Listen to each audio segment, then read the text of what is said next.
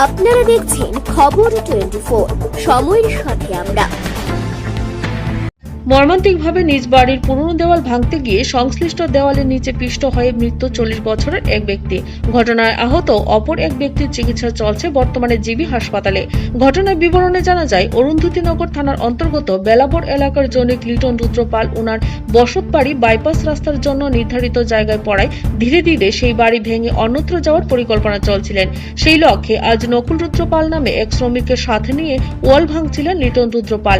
এমন সময় কোনোভাবে দুর্ভাগ্যবশত সংশ্লিষ্ট ওয়ালের নিচে চাপা পড়ে যায় লিটন এবং নকুল। পরবর্তী সময়ে প্রত্যক্ষদর্শীরা অগ্নি নির্বাপক দপ্তরের কর্মীদের খবর দিলে তারা ছুটে গিয়ে দুজনকে উদ্ধার করে জিবি হাসপাতালে নিয়ে গেলে হাসপাতাল থেকে জানিয়ে দেওয়া হয় লিটন রুদ্র পালের মৃত্যু হয়েছে।